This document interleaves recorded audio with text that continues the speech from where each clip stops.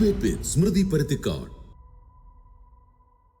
പ്രതിപക്ഷ ഉപനേതാവ് വിഷയത്തിൽ ഞാൻ കത്തുകൊടുക്കും, ആരാകും ഉപനേതാവെന്നതിൽ തീരുമാനം ഞാൻ എടുക്കും എന്ന പിണറായി വിജയന്റെ പ്രതികരണത്തിൽ പാർട്ടിയിൽ നിന്ന് തന്നെ ചെക്ക് ലഭിച്ചിരിക്കുന്നു. കേന്ദ്ര നേതൃത്വം സംസ്ഥാന നേതൃത്വത്തെ അതൃപ്തി അറിയിച്ചു എന്നാണ് വാർത്ത. മുന്നണിയുടെ കെട്ടുറപ്പിനെ ബാധിക്കുന്ന പ്രതികരണം ദോഷം ചെയ്യുമെന്ന് കേന്ദ്ര നേതൃത്വം പറഞ്ഞുവത്രേ. കേന്ദ്ര നേതൃത്വത്തിന്റെ ഇടപെടലിന്റെ ചൂടിലാകണം ഇന്ന് LDF കൺവീനറും പ്രതികരണവുമായി രംഗത്ത് വന്നു. പ്രത്യക്ഷത്തിൽ പിണറായി തള്ളുന്നില്ലെങ്കിലും CPI-യുമായി ചർച്ചകൾ നടത്തും എന്നാണ് TP രാമകൃഷ്ണൻ ഇന്ന് വ്യക്തമാക്കിയത്. പിണറായിയുടെ പെറ്റി പൊളിറ്റിക്സ് എന്നാണ് CPI-യുടെ മുതിർന്ന നേതാവ് C ദിവാകരൻ ഇന്ന് പ്രതികരിച്ചത്. ആരോപണ പ്രത്യാരോപണങ്ങളുമായി ഇരു പാർട്ടികളും മുന്നോട്ട് പോകുമ്പോൾ പ്രതിപക്ഷം പല തട്ടിലോ? സർക്കാരിനെതിരായ സമരങ്ങളിൽ ഇനി CPIM ഒറ്റയ്ക്കോ? തിരഞ്ഞെടുപ്പ് അവലോകനങ്ങളിലെ വിലയിരുത്തലിൽ എത്ര തിരുത്തലുകൾക്ക് CPM തയ്യാറായിട്ടുണ്ട്? പിണറായിയെ തിരുത്തുമോ എന്നതാണ് ചോദ്യം.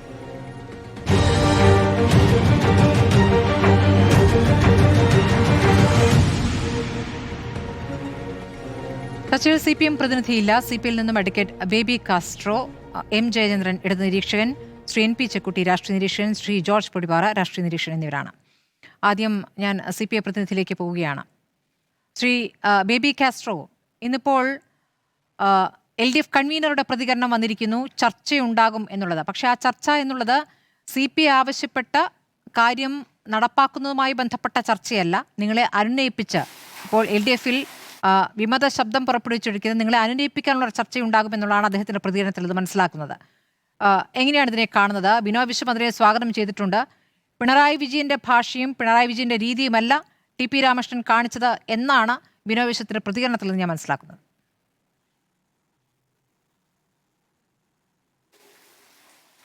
ഞങ്ങളെ സംബന്ധിച്ചിടത്തോളം ഇതേതെങ്കിലും വ്യക്തികളുമായിട്ടുള്ള തർക്കമല്ല.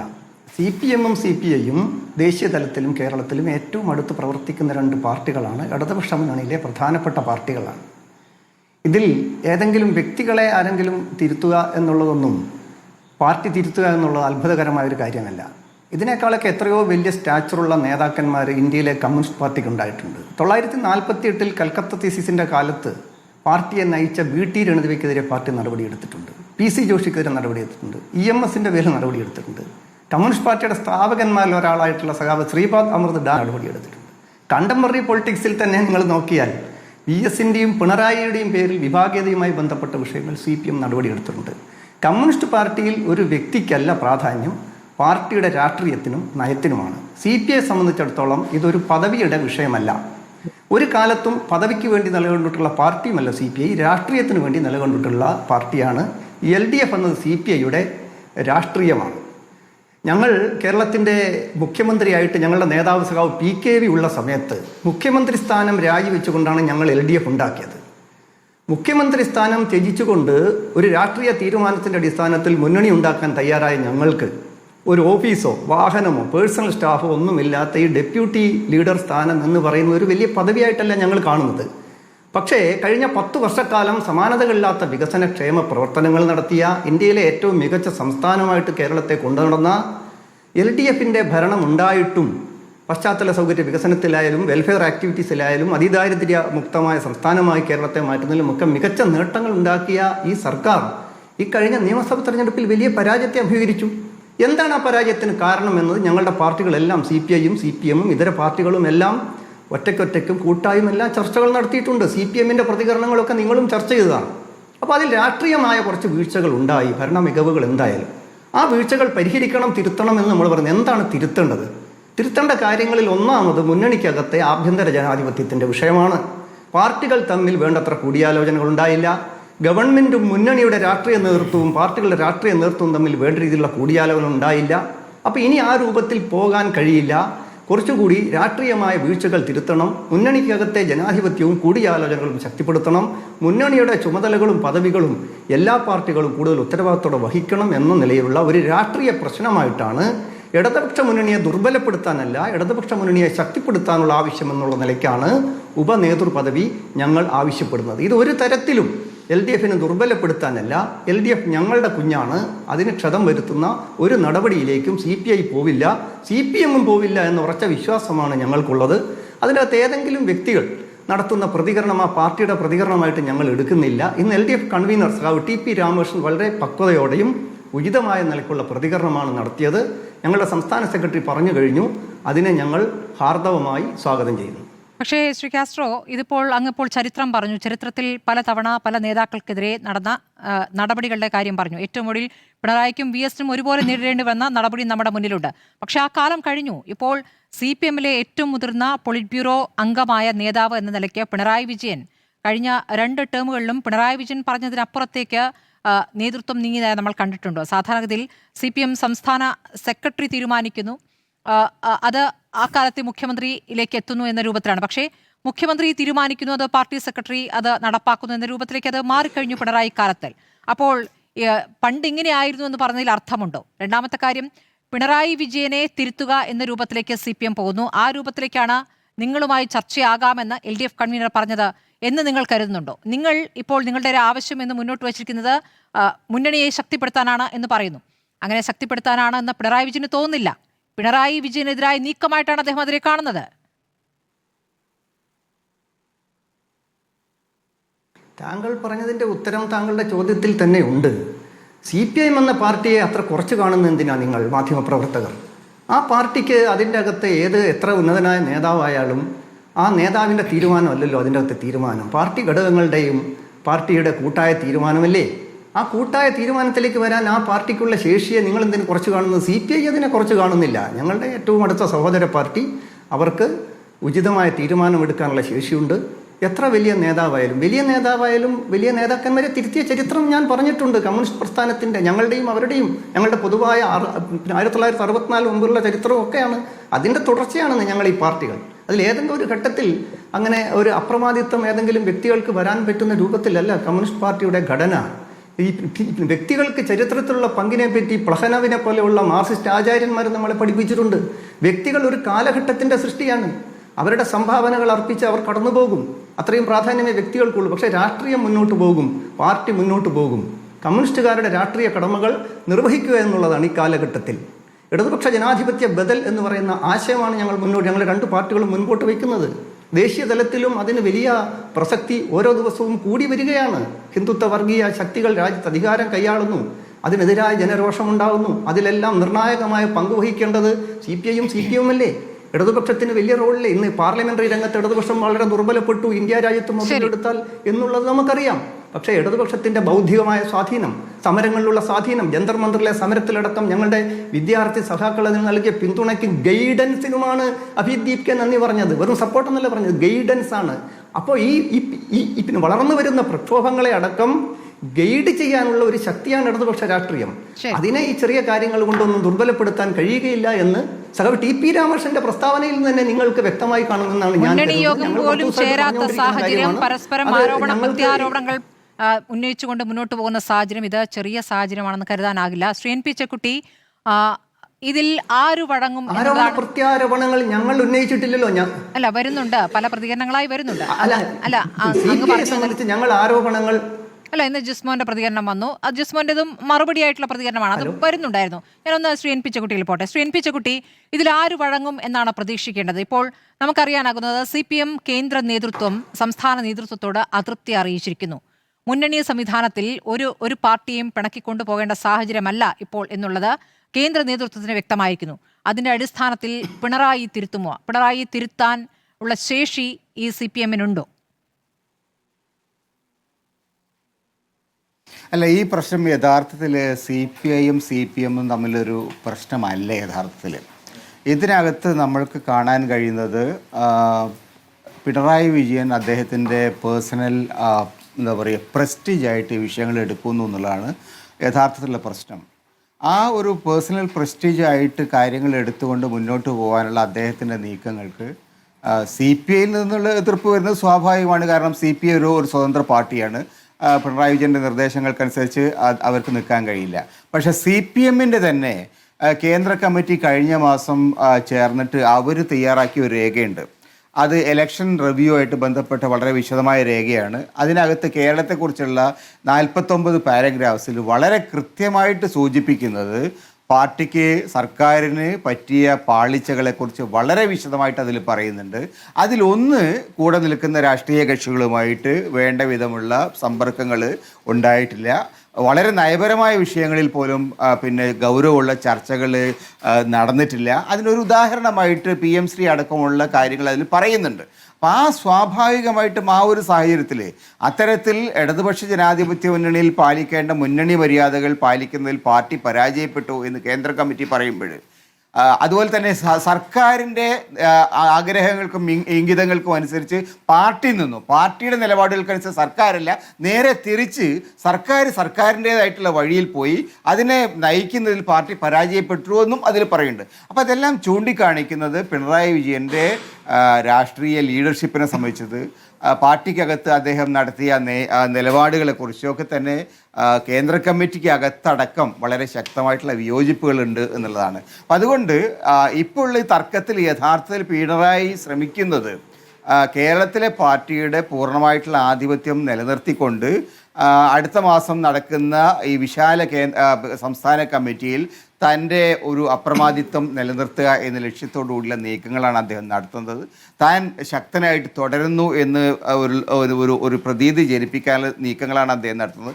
അങ്ങനെ വന്നാൽ വരുന്ന കമ്മിറ്റിയിൽ തനിക്കെതിരെ വരാനിടയുള്ള അതിശക്തമായിട്ടുള്ള വിമർശനങ്ങളെ തടയിടാൻ കഴിയുമെന്ന് അദ്ദേഹം പ്രതീക്ഷിക്കേണ്ടത്. അപ്പം അതുകൊണ്ട് ഈ ഒരു പ്രശ്നമല്ല യഥാർത്ഥത്തിലുള്ള പ്രശ്നം, മറിച്ച് പാർട്ടിക്കകത്ത് ലീഡർഷിപ്പ് പൊസിഷൻ എടുക്കാൻ, അതിൻ്റെ ഡോമിനൻസ് എടുക്കാൻ ആ പാർട്ടിക്കകത്ത് തന്നെ നടക്കുന്ന CPM-നകത്ത് തന്നെ നടക്കുന്ന ആഭ്യന്തരമായ യുദ്ധങ്ങളുടെ ഒരു എന്താ പറയുക റിപ്പർക്കഷൻ അല്ലെങ്കിൽ അതിൻ്റെ റിഫ്ലക്ഷൻ ആയിട്ട് മാത്രമാണ് CPI-യുമായിട്ടുള്ള തർക്കങ്ങളെ നമ്മൾ കാണേണ്ടത്. കാരണം ഇതൊരു നോൺ ഇഷ്യൂ ആണ്. സത്യത്തിൽ ഈ പദവി, ഡെപ്യൂട്ടി ലീഡർ പദവി എന്ന് പറയുന്നത് ഒരു ആനക്കാര്യമൊന്നുമില്ല. CPI-ക്കും അറിയാം ആനക്കാര്യമില്ല, പിണറായി വിജയനും അറിയാം ആനക്കാര്യമല്ല. പക്ഷേ കൂടെ നിൽക്കുന്ന ഒരു കക്ഷി, സഖ്യകക്ഷി എന്ന നിലയിൽ അവരുടെ നിലപാടുകളെ അംഗീകരിച്ചു പോകാനും അവരെ കൂടെ നിർത്താനും ഉള്ള ഉത്തരവാദിത്വം ആ മുന്നണിക്കുണ്ട്. പക്ഷേ അതൊന്നും തൻ്റെ കാലത്ത് നടക്കില്ല എന്ന് പറയുന്നത് വഴി തൻ്റെ പാർട്ടിയിൽ താൻ തന്നെയാണ് ഏറ്റവും ശക്തൻ എന്ന് അദ്ദേഹം പറയാൻ ശ്രമിക്കുകയാണ്. അത് പാർട്ടി അംഗീകരിക്കുമോ എന്നുള്ളത് എനിക്ക് തോന്നുന്നത് അടുത്ത സെപ്റ്റംബർ മാസത്തിലെ സമ്മേളനത്തിന് ശേഷം മാത്രമേ നമുക്ക് പറയാൻ കഴിയുള്ളൂ. കാരണം CPM-നകത്ത് പല വിമർശനങ്ങളുണ്ടെങ്കിൽ പോലും പിണറായി വിജയനെതിരായിട്ടുള്ള അതിശക്തമായിട്ടുള്ള ഒരു രാഷ്ട്രീയ ഐക്യം ഇതുവരെ അതിനകത്ത് രൂപപ്പെട്ടതായിട്ട് നമുക്ക് കാണാൻ കഴിയുന്നില്ല. അതാണ് ശ്രീജയേന്ദ്രൻ. ഇപ്പോൾ ഈ അടുത്ത മാസം ആദ്യം നടക്കാനിരിക്കുന്ന പ്ലീനത്തിന്റെ സ്വഭാവത്തോടു കൂടിയിട്ടുള്ള സംസ്ഥാന കമ്മിറ്റി, അതിൽ വലിയ രീതിയിലുള്ള ചർച്ചകളും വലിയ രീതിയിലുള്ള തർക്കത്തിന് ഒരു പരിഹാരവും ഒക്കെ ഉണ്ടാകുമെന്ന് അങ്ങ് പ്രതീക്ഷിക്കുന്നുണ്ടോ? ഇപ്പോൾ ശ്രീ NP ചെക്കുട്ടി പറഞ്ഞതുപോലെ പിണറായി വിജയൻ പരാജയ കാരണമായി എന്ന വിലയിരുത്തലുകൾ പല ഘട്ടങ്ങളായി CPM-നകത്ത് പല തലത്തിലുള്ള ചർച്ചകൾ ഉണ്ടായിട്ടുണ്ട്. അപ്പോൾ അദ്ദേഹത്തിൻ്റെ ഏകപക്ഷീയമായ നിലപാടുകൾ, അദ്ദേഹം എടുത്തിരിക്കുന്ന ഏകാധിപത്യ പ്രവണതയോടുകൂടിയ നിലപാടുകൾ, ആ വാക്കുകൾ തന്നെ പലയിടത്തും പ്രയോഗിക്കപ്പെട്ടിട്ടുണ്ട്.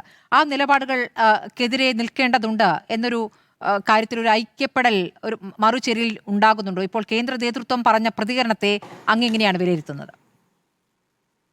സ്മൃതി പറഞ്ഞതുപോലെ ഈ തരത്തിലേ അല്ല കാര്യങ്ങൾ അവിടെ ചർച്ച ചെയ്യപ്പെടുന്നതും കാണപ്പെടുന്നതും. ഇപ്പോ CPI-യുടെ പ്രതിനിധിയായിട്ട് ചർച്ചയിൽ പങ്കെടുക്കുന്ന ബേബി കാസ്ട്രോ അത് സംബന്ധിച്ച് ശരിയായ നിലപാടുകൾ തന്നെയാണ് പറയുന്നത്. എങ്കിലും ഞാനത് പറയുമ്പോൾ ചേക്കുട്ടി പറഞ്ഞത് അടിസ്ഥാനരഹിതമാണെന്ന് എനിക്ക് ഇവിടെ സ്ഥാപിക്കണമെങ്കിൽ CPI-യും കേന്ദ്ര കമ്മിറ്റി രേഖ ഉദ്ധരിച്ചുകൊണ്ട് തന്നെയാണ് ഞാൻ അത് ചെയ്യാൻ ശ്രമിക്കുന്നത്. ഈ കഴിഞ്ഞതിന് മുമ്പിലത്തെ മാസം ജൂലൈ 11, 12, 13 തീയതികളിൽ ചേർന്ന CPI-എം കേന്ദ്ര കമ്മിറ്റി യോഗത്തിന്റെ രേഖ, ഇതുമായി തെരഞ്ഞെടുപ്പ് അവലോകനവുമായി ബന്ധപ്പെട്ട രേഖ പബ്ലിക് ഡൊമൈനിലുണ്ട്, ആർക്കും പരിശോധിക്കാം. ഇതൊന്നും വായിക്കാത്ത ആളല്ല ജയക്കുട്ടി, എനിക്ക് കൃത്യമായിട്ട് അറിയുകയും ചെയ്യാം. അതിൽ പറയുകയാണ് ഐറ്റം 16 ക്യാമ്പയിൻ ഒരാളെ മുഴുവൻ കേന്ദ്രീകരിച്ചാണ് നടന്നത് എന്നൊരു പ്രചാരണം. അത് സംബന്ധിച്ചാണ് ആ പാരഗ്രാഫ് 16 ഇനം 16 പറയുന്നത്.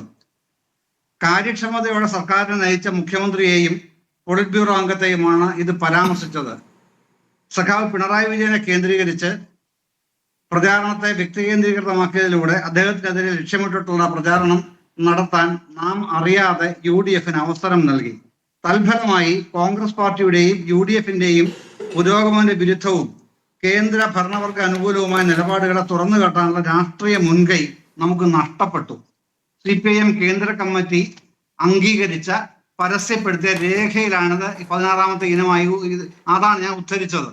ഇതിനേക്കാൾ അപ്പുറത്തേക്ക് CPM-ന്റെ നിലപാട് ഇക്കാര്യത്തിൽ എന്താണുള്ളതെന്ന് ഇനി വ്യക്തതയൊന്നും ഒരാൾക്കും തരാൻ കഴിയില്ല.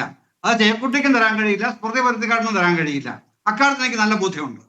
കാരണം ആ പാർട്ടി തന്നെയാണ് അത് പറഞ്ഞിരിക്കുന്നത്. പക്ഷെ നിങ്ങൾക്ക് വേണ്ടത് മറ്റേതാണ്, അത് തീർച്ചയായിട്ടും കിട്ടില്ല. ഇത് രണ്ട് കക്ഷികൾക്കും CPIക്കും CPMനും അറിയാം ഇതെങ്ങനെ പരിഹരിക്കണം എന്നുള്ളത്. ഒന്ന് ഇടപെട്ട് ചോദിച്ചോട്ടെ ശ്രീജയേന്ദ്രൻ, ഒന്നിടപെട്ട് ചോദിച്ചോട്ടെ. നേരത്തെ കേന്ദ്ര കമ്മിറ്റി വേറെ ചില കാര്യങ്ങൾ കൂടി പറഞ്ഞിരുന്നു. ഈ താഴെത്തട്ടിൽ നടന്ന ചർച്ചകളിൽ വന്നിരിക്കുന്ന വിമർശനങ്ങൾ അത് ഈ സംസ്ഥാന കമ്മിറ്റി അത് ഉൾപ്പെടുത്തിയിട്ടില്ല അതിന്റെ അവലോകന റിപ്പോർട്ടിൽ എന്ന വിമർശനം കൂടി കേന്ദ്ര കമ്മിറ്റി പറഞ്ഞിരുന്നല്ലോ. അപ്പോൾ അങ്ങ് പറയുന്നത് ഈ പറഞ്ഞ പ്രവണത ശരിയായില്ല എന്ന വിലയിരുത്തൽ കേന്ദ്ര കമ്മിറ്റി നടത്തി കഴിഞ്ഞു എന്നുള്ളതാണ്. അങ്ങനെയെങ്കിലും ഇപ്പോഴും എന്താണ് സംഭവിക്കുന്നത്? എന്താണ് ഇപ്പോൾ നടന്നുകൊണ്ടിരിക്കുന്നത്? അല്ല, നമ്മൾ കേന്ദ്ര കമ്മിറ്റി രേഖ വെച്ച് ചർച്ച ചെയ്യണമെങ്കിൽ വേറൊരു ദിവസം ചർച്ചയ്ക്ക് വെച്ചാൽ മതി, നമുക്ക് ചെയ്യാവുന്നത്.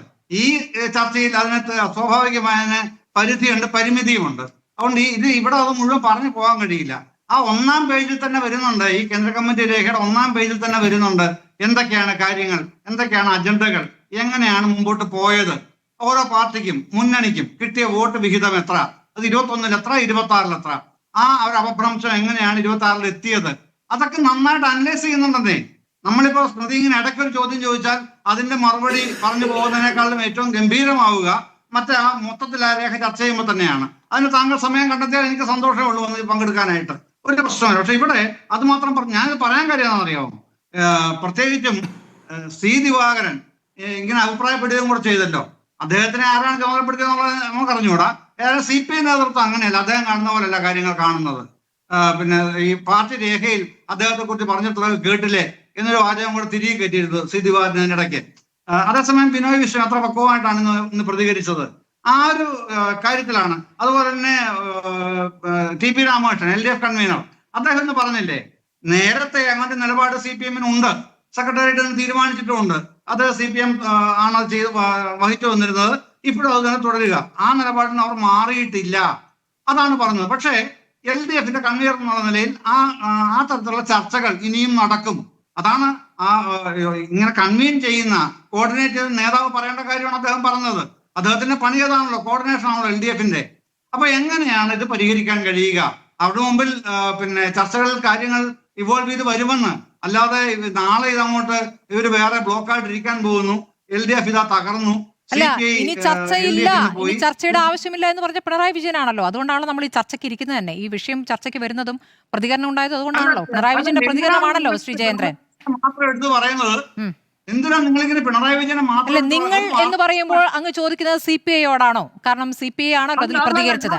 CPI ആണല്ലോ പ്രതികരിച്ചത്. അല്ല പിന്നെ ശരി, അങ്ങൊരു മാധ്യമ പ്രവർത്തനം കൂടിയാണല്ലോ. മാധ്യമ പ്രവർത്തന രംഗത്ത് മുന്നണിയിലെ 2-ാം കക്ഷി നടത്തുന്ന പ്രതികരണങ്ങൾ കൊടുക്കേണ്ടതില്ല എന്നുള്ളതാണ് അങ്ങയുടെ മാധ്യമ പ്രവർത്തനമെങ്കിൽ എനിക്കൊന്നും പറയാനില്ല. കാരണം CPI-യുടെ പ്രധാനപ്പെട്ട നേതാവ് തന്നെയാണ് സി ദിവാകരൻ. അങ്ങിപ്പോൾ പറഞ്ഞതുപോലെ അങ്ങ് ബിനോയ് വിശ്വത്തിന്റെ നല്ല ഭാഷ പറഞ്ഞതുപോലെ ബിനോയ് വിശ്വം മറ്റു കാര്യം കൂടി പറഞ്ഞിട്ടുണ്ട്.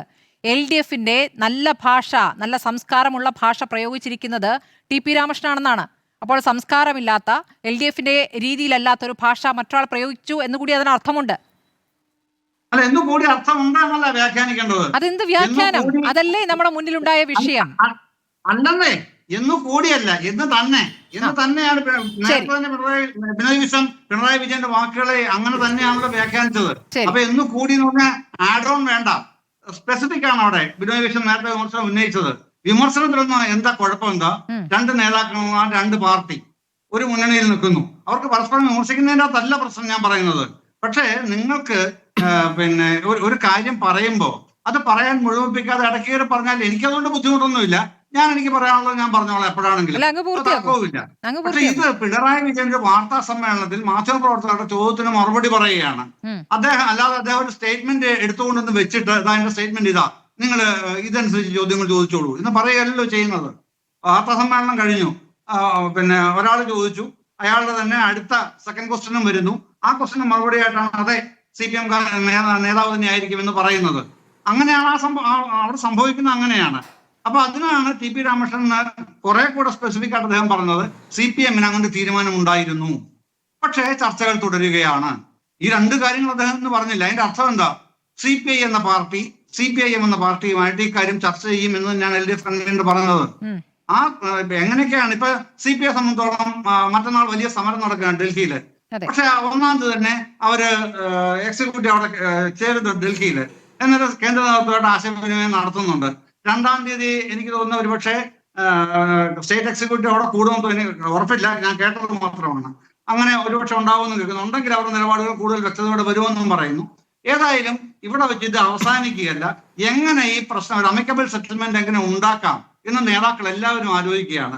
ആ കൂട്ടത്തിൽ ഞാൻ ഓഫൻഡായിട്ട് പറയുകയാണ്, അങ്ങനെ എങ്ങനെ അമിക്കബിൾ ആയിട്ട് സെറ്റിൽ ചെയ്യാൻ ആലോചിക്കുന്ന കൂട്ടത്തിൽ പിണറായി വിജയനും ഉണ്ട് എന്നാണ് ഞാൻ മനസ്സിലാക്കുന്നത്. ശരി, Shri George Podippara, petty politics കളിക്കുകയാണ് പിണറായി വിജയൻ എന്നാണെന്ന് സി ദിവാകരൻ പറഞ്ഞത്. നേരത്തെ സി ദിവാകരൻ പറഞ്ഞത് നമ്മുടെ മുന്നിലുണ്ട്. ചൂരക്കറി കണ്ടപ്പോൾ ഭക്ഷണം കഴിക്കാതെ എഴുന്നേറ്റ് പോയ നേതാവ് പിണറായി വിജയൻ, അദ്ദേഹം നെയ്മീൻ മാത്രമേ കഴിക്കുകയുള്ളൂ, അത് വലിയ വിവാദത്തിലാവുകയൊക്കെ ചെയ്തിരുന്നു. അപ്പോൾ സി ദിവാകരൻ ഈ തരത്തിൽ ഇടയ്ക്ക് ഇങ്ങനെ വല്ലാതെ പ്രതികരിക്കുന്ന ഒരു നേതാവാണ്. അങ്ങനെ ഒരു നേതാവിൻ്റെ ഒരു പ്രതികരണം മാത്രമായിട്ട് അതിന് കാണണമോ? പക്ഷേ അതിനപ്പുറം ഡി രാജയടക്കം പരസ്യ പ്രതികരണങ്ങൾക്ക് വന്ന യാഥാർത്ഥ്യം നമ്മുടെ മുന്നിലുണ്ട്.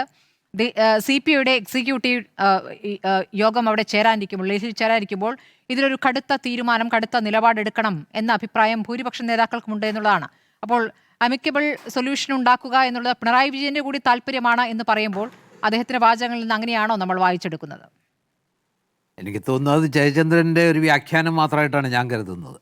ഒരു അമിക്കബിൾ സൊല്യൂഷന് ശ്രീ പിണറായി വിജയന് താല്പര്യമുണ്ടെങ്കിൽ അന്ന് ആ പത്രസമ്മേളനത്തിൽ അദ്ദേഹം കുറേ കൂടി മാന്യമായ പദപ്രയോഗങ്ങൾ നടക്കുമായിരുന്നു. അദ്ദേഹം പറഞ്ഞൊരു വാക്ക് നേരത്തെ സ്മൃതി പറഞ്ഞല്ലോ, ഏതായാലും ഉപനേതൃസ്ഥാനം CPM-ന് തന്നെ. ഒരു കത്ത് എഴുതി കൊടുക്കേണ്ട കാര്യമുള്ളൂ, അല്ലെങ്കിൽ 2 വരി കടലാസ് എഴുതി കൊടുക്കേണ്ട കാര്യമുള്ളൂ, അത് ഞാൻ തന്നെയാണ് എഴുതി കൊടുക്കേണ്ടത്, അതോടുകൂടി പ്രശ്നം തീരും. എന്തായാലും ആ സ്ഥാനം CPM-ന് തന്നെ ഉള്ളതാണ് എന്ന് അദ്ദേഹം പച്ചയ്ക്ക് പറഞ്ഞു. അവിടെ വെച്ചൊരു ഫുൾ സ്റ്റോപ്പ് ഇടുകയാണ്. പിന്നെ ഒരു ചർച്ചയ്ക്ക് സാധ്യതയില്ല, ഒരു സാധ്യത ഒന്നിനുമില്ല എന്നുള്ള രീതിയിൽ ഒരു അടഞ്ഞ അധ്യായമായി വിഷയം മാറ്റി ശ്രീ പിണറായി വിജയൻ മാറ്റുകയാണ് ചെയ്തത്. അപ്പോൾ അത്രത്തോളം പറഞ്ഞ ഒരാൾ ഇപ്പോൾ എന്താ പറയുക, വീണ്ടും ചർച്ചയ്ക്ക് വാതിൽ തുറന്നിടുന്ന ഒരു അമിക്കബിൾ സെറ്റിൽമെൻറ്റിലേക്കുള്ള താല്പര്യം പ്രകടിപ്പിക്കുന്നതൊക്കെ പറഞ്ഞാൽ എനിക്കത് മുഴുവൻ വിശ്വസിക്കാൻ പറ്റുന്നില്ല. സത്യം പറഞ്ഞാൽ ഈ വിഷയത്തെ ശ്രീ പിണറായി വിജയൻ്റെ വാക്കുകൾ കൊണ്ടാണ് ഇത് ഇത്രയും വഷളായത്. അദ്ദേഹത്തിൻ്റെ നിലപാടുകൾ, അദ്ദേഹത്തിൻ്റെ പ്രയോഗങ്ങൾ, അദ്ദേഹത്തിൻ്റെ മറുപടികൾ ഈ വിഷയത്തെ ഇത്രമേൽ വഷളാക്കിയത്. സത്യം പറഞ്ഞാൽ പണ്ട് എനിക്ക് ഈ വിഷയം കേൾക്കുമ്പോൾ ഓർമ്മ വരുന്നത് ഈ CJ തോമസ് എന്ന് പറയുന്ന പ്രഖ്യാതനായ നാടകകൃത്ത്, അദ്ദേഹത്തെക്കുറിച്ച് അദ്ദേഹത്തിൻ്റെ ഭാര്യ എഴുതിയ ആത്മകഥയിൽ വളരെ തവണ ആവർത്തിക്കുന്നൊരു വാചകമുണ്ട്, ചുമ്മാ ഇരിക്കുന്ന ആസനം ചുണ്ണാമ്പിട്ട് പൊള്ളിക്കാന്ന്. സത്യത്തിൽ ഇത് ചുമ്മാ ഇരുന്ന ആസനം ചുണ്ണാമ്പിട്ട് പൊള്ളിച്ചൊരു പണിയായി പോയില്ലേ? വാസ്തവത്തിൽ അതിൻ്റെ സമയമാണ് ഇടതുമുന്നണിക്കിത്. അതായത് ചരിത്രത്തിലെ ഏറ്റവും വലിയ തോൽവികളിലൊന്ന്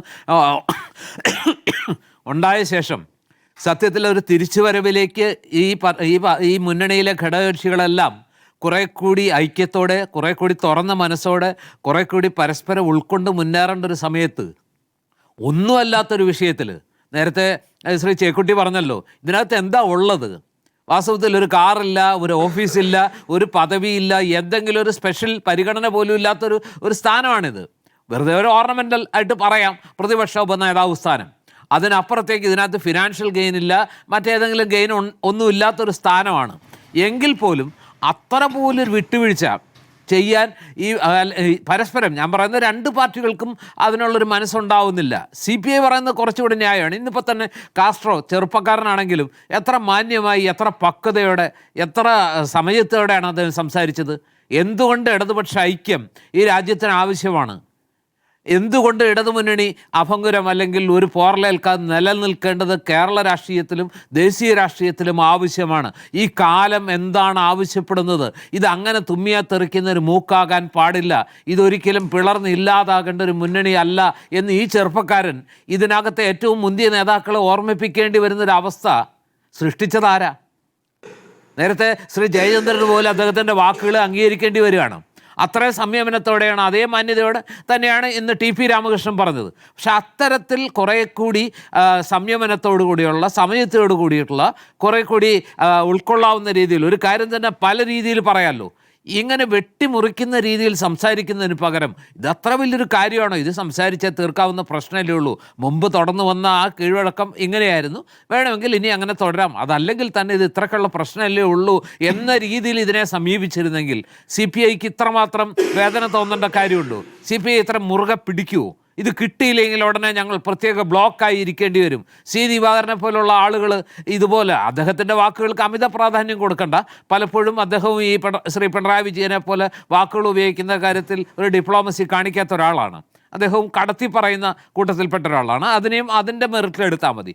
ഇവിടെ കേരളം ആഗ്രഹിക്കുന്നത്, അല്ലെങ്കിൽ ഇടതുമുന്നണിയെ സ്നേഹിക്കുന്ന മനുഷ്യരെല്ലാം ആഗ്രഹിക്കുന്നത് ഈ പ്രശ്നം അമിക്കബിളായിട്ട് തീരണമെന്നാണ്. അങ്ങനെ തകർന്നു പോകേണ്ട ഒരു മുന്നണിയല്ല. കാരണം അങ്ങനെ തകർന്നു പോയാൽ അതിൻ്റെ ദോഷം ഈ സംസ്ഥാനത്തിനുണ്ടാകും. തീർച്ചയായിട്ടും അതുകൊണ്ട് തന്നെ ദേശീയ തലത്തിലുള്ളൊരു മുന്നണിയാണ്. നേരത്തെ കാസ്ട്രോ പറഞ്ഞല്ലോ ഇതങ്ങനെ, അതായത് PK വാസുദേവൻ നായർ മുഖ്യമന്ത്രി കസേരയിൽ ഇരുന്ന ഘട്ടത്തിൽ ആ കസേര ഉപേക്ഷിച്ചുണ്ടാക്കിയ ഒരു മുന്നണിയാണിത്. അപ്പോൾ അത്രത്തോളം വില കൊടുത്ത് CPI UDF ചേരി വിട്ട് LDFിലേക്ക് പോയതാണ്. അപ്പോൾ അത് കേരളത്തിൽ മാത്രമുള്ള ഒരു സംവിധാനം അല്ലാതെ അഖിലേന്ത്യാ തലത്തിൽ തന്നെ ഒരു വലിയ ബദലായിട്ട് മാറാൻ ശ്രമിച്ച ഒരു മുന്നണിയാണിത്. അപ്പോൾ അതുകൊണ്ട് ഇത്തരം ചീള് കേസിൻ്റെ പേരിൽ ഒരു ഉപനേതാവിൻ്റെ സ്ഥാനത്തെ ചൊല്ലി ഇത്രയും വലിയ ഇൻകിലാബ് ഉണ്ടാക്കേണ്ട കാര്യമുണ്ടോ, ഇത്രയും വലിയ ആകാശം ഇടിഞ്ഞു വീഴേണ്ട കാര്യമുണ്ടോ എന്നുള്ള എല്ലാവരുടെ മനസ്സിലും തോന്നുന്നൊരു ചോദ്യമാണത്. അപ്പോൾ ഇക്കാര്യത്തിൽ CPI പറയുന്നതിനകത്തൊരു ഞാൻ കുറച്ചുകൂടി വെയിറ്റേജ് കൊടുക്കുകയാണ്. കാരണം ശ്രീ പിണറായി വിജയൻ പ്രതിപക്ഷ നേതാവായിട്ട് ഇരിക്കുന്നു. അപ്പോൾ അദ്ദേഹത്തിൻ്റെ പാർട്ടിയിൽ തന്നെയുള്ള ഒരാളാകുന്നതിന് പകരം CPI രണ്ടാമത്തെ ഘടകകക്ഷിയായ CPIയിൽ നിന്നൊരാൾ ഉപനേതാവായാൽ രണ്ട് തരത്തിൽ രണ്ട് പാർട്ടികളുടെ രണ്ട് നയങ്ങൾ അല്ലെങ്കിൽ രണ്ട് കാഴ്ചപ്പാടുകൾ നിയമസഭയിൽ പ്രതിഫലിക്കും. അതിലെന്താ കുഴപ്പം? ഇപ്പോൾ പണ്ടുള്ളൊരവസ്ഥയല്ലല്ലോ. ഇപ്പം മാറിയൊരു കാലാവസ്ഥയാണ്. കേരള രാഷ്ട്രീയം വല്ലാതെ മാറിയിരിക്കുന്നു. ഇടതു മുന്നണിയുടെ അവസ്ഥ പഴയ പോലെ വളരെ ശക്തമല്ല. മാത്രമല്ല ഒരിക്കലും ഉണ്ടാകാത്ത അത്രയും വലിയ തിരിച്ചടി ഏറ്റുവാങ്ങി നിൽക്കുമ്പോൾ കുറച്ചുകൂടി ഇൻക്ലൂസീവായിട്ടുള്ള എല്ലാവരെയും ഉൾക്കൊണ്ടുകൊണ്ടുള്ള മുന്നണിയിൽ വലിയേട്ടൻ അല്ലെങ്കിൽ ഈ പറഞ്ഞ ഹെഡ് മാസ്റ്റർ ആ കാലമൊക്കെ പോയി. ആ കാലം അവസാനിപ്പിക്കേണ്ട സമയമായി. കുറെ കൂടി യാഥാർത്ഥ്യബോധത്തോടെ രാഷ്ട്രീയം ഉൾക്കൊണ്ട് തൻ്റെ ഏകാധിപത്യ ശൈലികളൊക്കെ മാറ്റിവെച്ച് അനുസരിപ്പിക്കലും അവസാന വാക്ക് പറയലും അല്ല ഒരു നേതാവ് എന്നുള്ള നിലയ്ക്ക് പിണറായി വിജയനിൽ നിന്ന് കേരളം പ്രതീക്ഷിക്കുന്നത്, മുന്നണി പ്രതീക്ഷിക്കുന്നത്, ഘടകകക്ഷികൾ പ്രതീക്ഷിക്കുന്നത്. അത്തരത്തിൽ ഉയർന്നു പ്രവർത്തിക്കാൻ അദ്ദേഹത്തിന് കഴിയുന്നില്ലെങ്കിൽ കഴിഞ്ഞ കാലങ്ങളിൽ അദ്ദേഹത്തിന് കിട്ടിയ ആ ഒരു സ്വീകാര്യതയും അംഗീകാരവും അതുപോലെ തന്നെ കണ്ണടച്ച് എല്ലാവരും അംഗീകരിക്കുന്ന പാർട്ടിയും മുന്നണിയും അംഗീകരിക്കുന്ന ഒരു കാലം ഇനി പിണറായിയെ കാത്തിരിക്കുന്നില്ല. CPIയും ഓർമ്മിപ്പിക്കുന്നുണ്ട്. കോൺഗ്രസുമായി ചേർന്ന് ഭരിച്ചതിനെക്കുറിച്ച് ഓർമ്മിപ്പിക്കുന്നു. അതോടൊപ്പം തന്നെ പ്രധാനപ്പെട്ട നേതാക്കൾ, CPIയിൽ ചില പ്രധാനപ്പെട്ട നേതാക്കൾ പറഞ്ഞിരിക്കുന്നത് CPIയിൽ തെരഞ്ഞെടുപ്പിൽ മത്സരിച്ചാൽ 5000-ലധികം വോട്ട് കിട്ടി ജയിക്കാവുന്ന ഒരു മണ്ഡലം നിങ്ങൾക്ക് ചൂണ്ടിക്കാണിക്കാമോ? അതായത് CPIയുടെ ബലത്തിലാണ് നിങ്ങൾ ജയിക്കുന്നത് എന്നുകൂടി പരസ്യമായി തന്നെ പരിഹാസവുമായി നേതാക്കൾ എത്തുന്നുണ്ട്. അത് ഉത്തരവാദപ്പെട്ട ചുമതലകളുള്ള നേതാക്കൾ തന്നെ. അത് യുവജന സംഘടനകളും ഏറ്റെടുക്കുന്നതാണ് ഈ കഴിഞ്ഞ ദിവസങ്ങളിൽ കാണുന്നത്. അപ്പോൾ ഇത് അങ്ങേയറ്റം വഷളായി കഴിഞ്ഞു.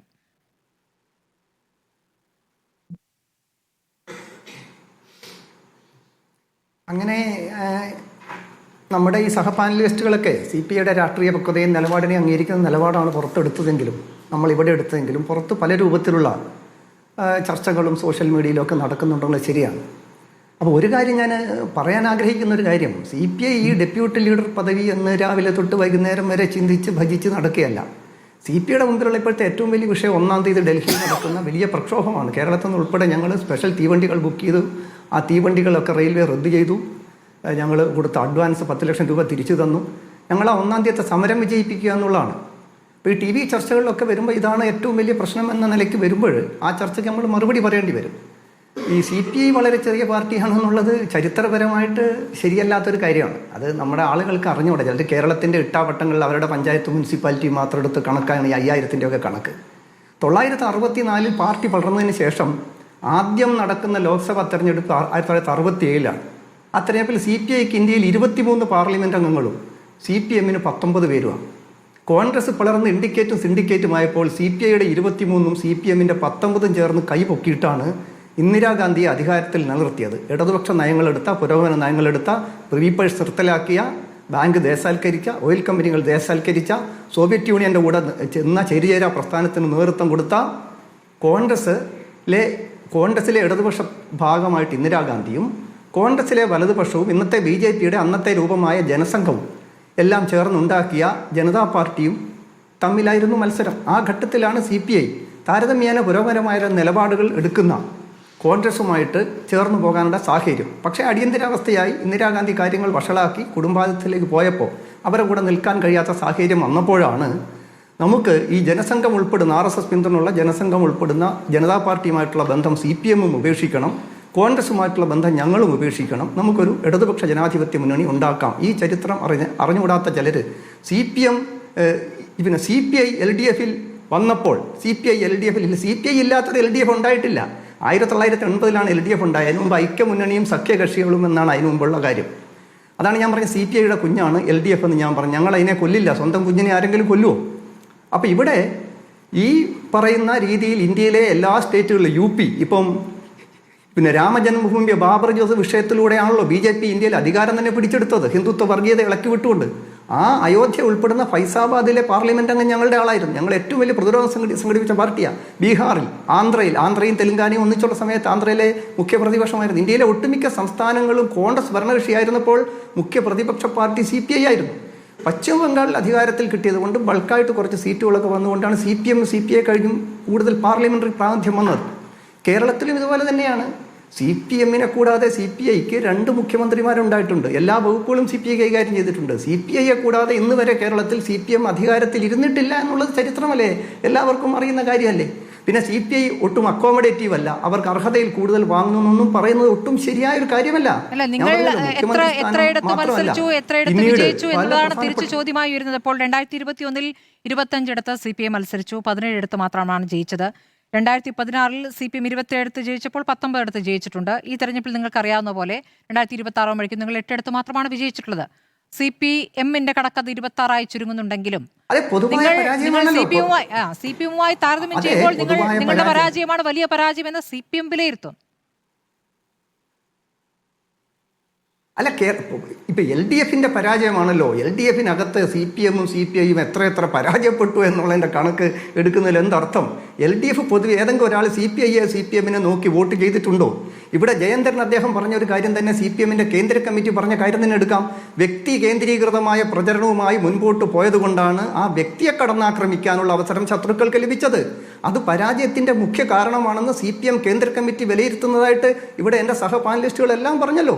ഇനിയും അങ്ങനെ വ്യക്തിയെ കേന്ദ്രീകരിച്ച് ആക്രമിച്ച് നമ്മളെ തോൽപ്പിക്കാനുള്ള അവസരം എന്തിന് ശത്രുക്കളുടെ കയ്യിൽ കൊടുക്കണം? അതുകൊണ്ട് തന്നെ വ്യക്തി കേന്ദ്രീകൃതം അല്ലാത്ത, അമിത കേന്ദ്രീകരണം ഇല്ലാത്ത, കുറച്ചുകൂടി തുറന്ന, ഇൻക്ലൂസീവായ, ജനാധിപത്യപരമായ ഒരു ഉള്ളടക്കത്തോട് പോയാൽ നമ്മുടെ ശത്രുക്കളെ ദുർബലമാക്കാൻ കഴിയും. ശരി, അങ്ങനെയെങ്കിൽ വളരെ നന്ദിയുണ്ട്, സഹപാനലിസ്റ്റുകളെല്ലാം അംഗീകരിച്ചു. ഉപനേതൃ പദവി എന്നുള്ള ഒരു വലിയ പദവിയല്ല, അതത്ര വലിയ കാര്യമല്ല എന്ന് പറയുമ്പോൾ അതിൽ നിങ്ങൾ വിട്ടുവീഴ്ചയ്ക്ക് ഒരുങ്ങിയേക്കും എന്നതിന്റെ സൂചനയാണോ? കാരണം അതിലാണല്ലോ തുടങ്ങിയത്. അത് അങ്ങ് വളർന്ന് വലുതാവുകയായിരുന്നല്ലോ ആ വിഷയത്തിൽ തുടങ്ങിയിട്ട്. അതിലാണ് ഒറ്റ ഒടുവിൽ പിണറായി വിജയൻ പ്രതികരിക്കുകയും ചെയ്തിരിക്കുന്നത്. അതിൽ CPI വിട്ടുവീഴ്ച ചെയ്തുകൊണ്ട് മറ്റേതെങ്കിലും രൂപത്തിൽ നിങ്ങളെ അംഗീകരിക്കുന്ന ഒരു പ്രതികരണം CPMൽ നിന്ന് ഉണ്ടായാൽ മതി എന്ന രൂപത്തിലാണോ ഇത് അവസാനിക്കുക? ഒരിക്കലുമല്ല. ഉപനേതൃ പദവിയുടെ വലിപ്പമോ ആകർഷണീയതയോ അല്ല ഞങ്ങളെ ഭ്രമിപ്പിക്കുന്നത് എന്നാണ് ഞാൻ പറഞ്ഞത്. പക്ഷേ അത് ഉൾമുന്നണി ജനാധിപത്യത്തിൻ്റെ പ്രശ്നം എന്നുള്ള നിലയ്ക്ക് കാതലായ പ്രശ്നമാണ്.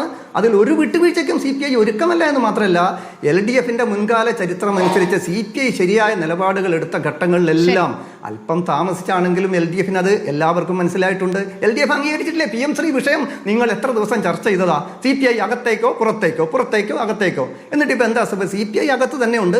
PM3യിൽ ഞങ്ങൾ പറഞ്ഞത് അംഗീകരിച്ചു. ഇന്ന് പിണറായി വിജയന് തന്നെ തലയുയർത്തി അസംബ്ലിയിലും പുറത്തും PM3 എതിർക്കാൻ ഇന്ന് VD സതീശൻ സർക്കാർ സംഘപരിവാറിന്റെ നയങ്ങൾക്ക് വഴങ്ങി ഷംസുദ്ദീൻ മന്ത്രി കൂടെ നടപ്പിലാക്കുമ്പോൾ LDFന് അന്തസ്സായിട്ട് ചെറുക്കാനുള്ള അവസരം ഞങ്ങളല്ലേ ഉണ്ടാക്കി കൊടുത്തത്. ആ പുണ്യപ്രവൃത്തി ചെയ്ത ഞങ്ങളെ അഭിനന്ദിക്കുകയല്ലേ എല്ലാവരും വേണ്ടത്? പുരോഗമനകാരികളും ഇടതുപക്ഷ ബഹുജനങ്ങളും എല്ലാം ഞങ്ങളെ അഭിനന്ദിക്കുന്നുണ്ട്. ഞങ്ങളുടെ നിലപാട് എല്ലാവർക്കും മനസ്സിലായിട്ടുണ്ട്. പണ്ട് DICK ഉണ്ടാക്കി മുരളീധരൻ വന്നല്ലോ. ഇവൻ ഉമ്മൻചാണ്ടി നിങ്ങൾ മാഫിയകളുടെ നേതാവാണെന്ന് പറഞ്ഞിട്ട് അദ്ദേഹം വന്ന് CPIയെ കാറിൽ കൊള്ളുന്ന ആളുള്ള പാർട്ടിയാന്ന് പറഞ്ഞ് ലോറിയിൽ കൊള്ളുന്ന ആളുമായിട്ട് വന്നിട്ട് ഇവിടെ കയറ്റാത്തപ്പോൾ അതേ ലോറിയുമായിട്ട് ആ മാഫിയകളുടെ കൂടാരത്തിലേക്ക് പോയി ഇപ്പൊ സുഖമായിട്ട് മന്ത്രിയായല്ലോ. CPI അന്ന് വെളിയം ഭാർഗവനല്ലേ പറഞ്ഞ് ഇവിടെ കയറില്ല, തൊട്ടാൽ കുളിക്കേണ്ടവരാണ്, ഇവരെ കയറ്റത്തില്ലെന്ന് പറഞ്ഞില്ലേ, കയറ്റിയോ? അപ്പൊ CPI പറയുന്ന കാര്യങ്ങൾ എന്നും LDFന് ബോധ്യമായിട്ടുണ്ട്. അത് ഞങ്ങൾ വലിയ മിടുക്കവനായതുകൊണ്ടല്ല, ഞങ്ങൾ പറയുന്നത് ശരിയാണ്. ശരിയായെന്ന് കുറച്ച് കഴിഞ്ഞാലും അത് ബോധ്യപ്പെടും. ശരി, ശ്രീ NP ചെക്കുട്ടി, ഇപ്പോൾ ശരിയായത് വൈകി ബോധ്യപ്പെടുമെന്ന് പറയുമ്പോൾ തെരഞ്ഞെടുപ്പ് പരാജയം സംഭവിച്ചു. പരാജയത്തിൽ നിങ്ങൾക്കും താഴെത്തട്ടിലും നിങ്ങൾക്ക് പേടി കൂടാതെ വിലയിരുത്തൽ നടത്താമെന്നുള്ള പ്രയോഗം പാർട്ടി സെക്രട്ടറി നടത്തുകയും ചെയ്തു. അങ്ങനെ പേടി കൂടാതെ എല്ലായിടത്തും വിലയിരുത്തലുകളും വന്നു. അതെല്ലാ മാധ്യമങ്ങളും വരികയും ചെയ്താണ്. താഴെത്തട്ട് മുതൽ മുകൾ തട്ട് വരെ ഒരു ഏക സ്വഭാവം ഉണ്ടായിരുന്നു ചില വിലയിരുത്തലുകൾക്ക്. അതിന്റെ അടിസ്ഥാനത്തിൽ എന്തു തിരുത്തൽ വരുത്തി എന്ന് ചോദിക്കുമ്പോൾ ഒരെണ്ണം ചൂണ്ടിക്കാണിക്കാമോ അങ്ങേക്ക്? അല്ല, തിരുത്തൽ വരുത്തേണ്ടത് തീർച്ചയായും പാർട്ടിയുടെ സമ്മേളനത്തിന് ശേഷമാണ്. പക്ഷെ അതിനു മുമ്പ് യഥാർത്ഥത്തിൽ ഈ പാർട്ടി രേഖകൾ, പാർട്ടിയിൽ നടന്ന ചർച്ചകൾ, ആ ചർച്ചകളുടെ എന്താ പറയുക ഒരു സ്പിരിറ്റ് ഉൾക്കൊണ്ടുകൊണ്ടല്ല പലപ്പോഴും CPM-ലെ പിണറായിയെ പോലെ നേതാക്കൾ പ്രവർത്തിക്കുന്നത് അവരുടെ സംസാര രീതി എന്ന് വളരെ ക്ലിയറാണ്.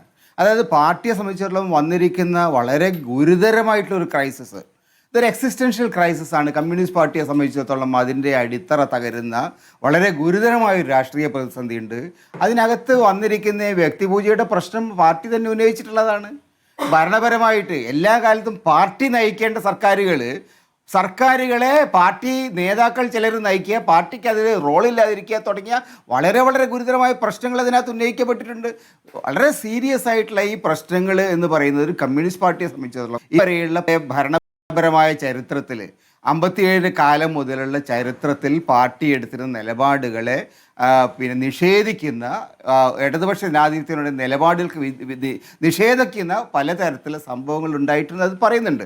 പക്ഷേ അത് മനസ്സിലാക്കിക്കൊണ്ട് അതിനെ ആ ഒരു തിരുത്തലിൻ്റെ ഭാഷയിൽ, ഒരു വിനയത്തിൻ്റെ ഭാഷയിലല്ല ഇപ്പോഴും പാർട്ടി ലീഡർഷിപ്പിലുള്ള പലരും സംസാരിക്കുന്നത്. പിണറായി വിജയൻ്റെ സമീപനത്തിനകത്ത് ആ തരത്തിലുള്ള ഒരു റിയലൈസേഷൻ, അതായത് പാർട്ടിയുടെ ഇന്നത്തെ ക്രൈസിസിനെ കുറിച്ചുള്ള ഒരു ബോധ്യം അദ്ദേഹത്തിന് ഉള്ളതായിട്ട് നമുക്ക് കാണാൻ കഴിയില്ല. അപ്പം അതുകൊണ്ട് എന്ത് തിരുത്തലാണ് വരിക എന്ന് ചോദിച്ചു കഴിഞ്ഞാൽ എനിക്കറിയില്ല. കാരണം ഇപ്പോൾ സെപ്റ്റംബറിൽ നടക്കാൻ പോകുന്ന സമ്മേളനത്തിൽ യഥാർത്ഥത്തിൽ വളരെ ശക്തമായിട്ടുള്ള വിമർശനങ്ങൾ ഉന്നയിക്കാനുള്ള ശേഷി സംസ്ഥാന കമ്മിറ്റിയിലുള്ള ആളുകൾക്കുണ്ടോ? ഈ സംസ്ഥാന കമ്മിറ്റിയിൽ തന്നെ സംസാരിക്കാൻ പോകുന്ന ആളുകളെ ഏതെങ്കിലും നിലയ്ക്ക് പിടിച്ചു നിർത്താൻ അല്ലെങ്കിൽ സ്വാധീനിക്കാനുള്ള ശ്രമങ്ങൾ നടക്കുന്നുണ്ടോ തുടങ്ങിയ ഒരുപാട് കാര്യങ്ങൾ ഇപ്പോൾ ചർച്ച ചെയ്യേണ്ടതായിട്ടുണ്ട്. ഇന്ന് നടക്കുന്ന പുറമെ കാണുന്ന ഈ സ്വഭാവം നോക്കിയാൽ, ഈ അഗ്രസീവായിട്ടുള്ള ചില പൊസിഷനിങ് നോക്കിയാൽ അത് CPIയുടെ നേരെയാണ് ഈ പൊസിഷനിങ് വരുന്നതെങ്കിലും സ്വന്തം പാർട്ടിക്കകത്തേക്ക് ചില മെസ്സേജുകൾ കൊടുക്കുന്നുണ്ട്. ഞാൻ ഇവിടെ തന്നെയുണ്ട്, ഞാൻ ശക്തനാണ്, ഞാൻ കരുത്തനാണ്, അതുകൊണ്ട് സംസാരിക്കുമ്പോൾ സൂക്ഷിച്ച് സംസാരിക്കുന്നതാണ് നല്ലത് എന്നൊരു സന്ദേശം ചിലയിടത്ത് കൊടുക്കുന്നുണ്ട്. അങ്ങനെയൊരു സംവിധാനത്തിനകത്ത് ഒരു സെൽഫ് ക്രിട്ടിക്കലായിട്ടുള്ള ഒരു അപ്രോച്ച് ഇല്ലാത്തൊരു രാഷ്ട്രീയത്തിനകത്ത് തീർച്ചയായും CPM-നെ പോലെ ഒരു പാർട്ടിക്ക് കേരളത്തിൽ തിരിച്ച് ഒരു റിവൈവൽ സാധ്യമല്ല എന്ന് എനിക്ക് തോന്നുന്നത്. അങ്ങനെ വരികയാണെങ്കിൽ ഈ ഇടതുപക്ഷ ജനാധിപത്യ മുന്നണി മാത്രമല്ല CPM എന്ന് പറഞ്ഞ പാർട്ടിയും ഒരു ക്രൈസിസിലേക്ക് പോകും. ആ ക്രൈസിസ് യഥാർത്ഥത്തിൽ പാർട്ടിയിലെ ഒരു വലിയ ഉന്നയിക്കുന്നു. ഒരുമിച്ചൊരു സമരത്തിലേക്ക് നീങ്ങാത്ത സാഹചര്യം, ഇത് ഒരു വല്ലാത്ത സാഹചര്യമാണ്, ഒരു ഗുരുതരമായ സാഹചര്യമാണെന്ന് വിലയിരുത്തേണ്ടി വരില്ലേ?